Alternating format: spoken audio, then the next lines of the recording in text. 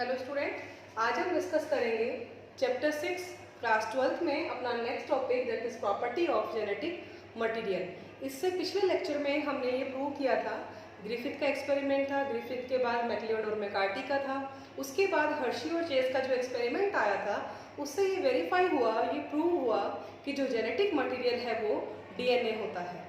Okay, तो अब इस लेक्चर में हमें पढ़ना है कि जो जेनेटिक मटेरियल होता है, हम कहते हैं डीएनए वर्सेस आरएनए, यानी जेनेटिक मटेरियल डीएनए भी है और आरएनए भी है।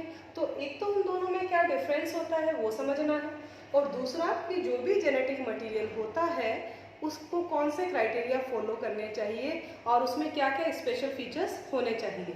तो सबसे पहले तो स्टूडेंट बात करें कि डीएनए भी जेनेटिक मटेरियल है और आरएनए भी। तो आरएनए जेनेटिक मटेरियल कहाँ पर मिलता है, कौन से ऐसे एग्जाम्पल होते हैं?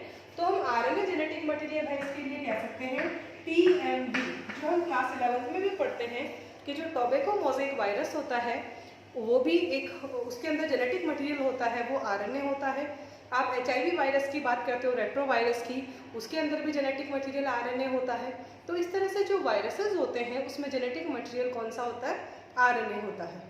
ओके, तो अब सबसे पहले हम उन फीचर्स को या उन पॉइंट को डिस्कस करते हैं दैट आर नेसेसरी या that fulfil the criteria of genetic material. Genetic material होने के लिए उनमें ये बातें होनी चाहिए। तो सबसे पहले हम बात करते हैं स्टूडेंट कि genetic material should follow the replication और परफॉर्म द रिप्लिकेशन, कि मीन्स वो अपनी रिप्लिका बनाता हो। रिप्लिकेशन का मतलब है वो अपनी कॉपी तैयार करता है, क्योंकि यदि वो रिप्लिकेशन नहीं करेगा तो नेक्स्ट जनरेशन में जो उसकी डॉटर सेल होगी या उसकी प्रोजेनी होगी उसमें जेनेटिक मटेरियल ट्रांसफ़र नहीं हो पाएगा।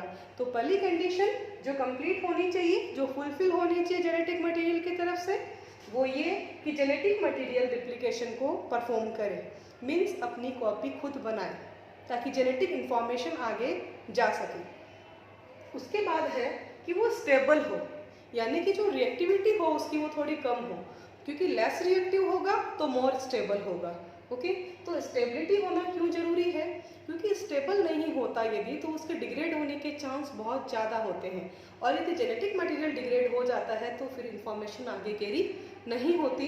इसका एग्जाम्पल हम इससे भी समझ सकते हैं कि जब ग्रिफिथ ने अपना एक्सपेरिमेंट परफॉर्म किया था, उसने जो एस सेल थी यानी एस स्ट्रेन था उसको हीट किल्ड किया था। हीट किल्ड करने के बाद भी आप लोगों ने देखा था कि एस स्ट्रेन से कुछ जेनेटिक इंफॉर्मेशन आर में शिफ्ट हुई थी।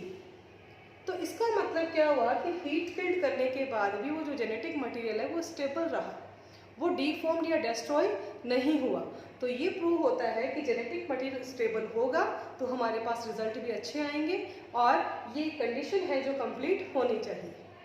ओके, उसकी बात है कि म्यूटेशन तो शो करे वो, क्योंकि म्यूटेशन आएंगे तो फिर इवोल्यूशन भी होगा, लेकिन म्यूटेशन जो है वो बहुत स्लो रेट में होने चाहिए, कि जो भी जेनेटिक मटेरियल है वो बहुत फास्ट म्यूटेशन शो ना करे, क्योंकि फास्ट म्यूटेशन शो करने से इवोल्यूशन जल्दी होता है।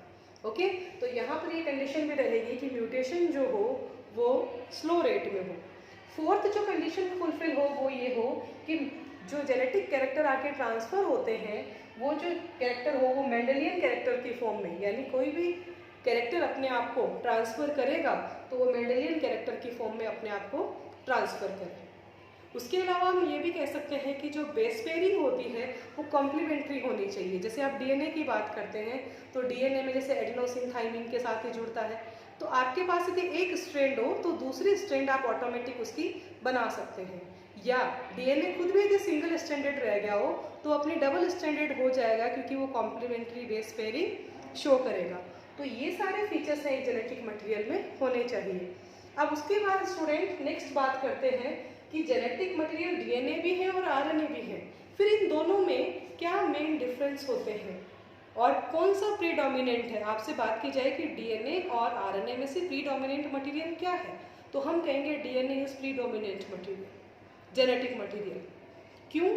क्योंकि उसमें स्टोरेज ज़्यादा होता है, और जबकि जो आरएनए होता है वो एज ए मैसेंजर और अडेप्टर का काम अच्छे से परफॉर्म करता है।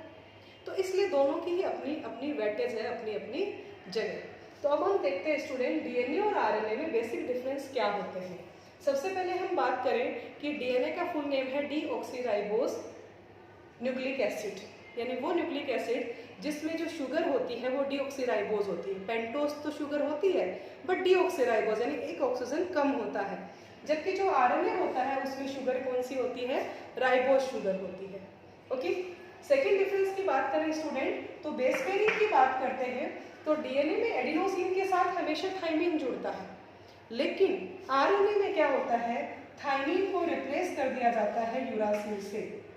एडिनोसिन के साथ डीएनए में तो थाइमिन कनेक्ट होगा, लेकिन जब आरएनए की बात आएगी तो आरएनए में थाइमिन को कौन रिप्लेस कर देगा, यूरासिल रिप्लेस कर देगा। ओके, अब हम बात करते हैं नेक्स्ट पॉइंट की कि डीएनए लेस रिएक्टिव है, और लेस रिएक्टिव है, जो जितना लेस रिएक्टिव होता है वो उतना ही मोर स्टेबल होता है, तो डीएनए मोर स्टेबल है।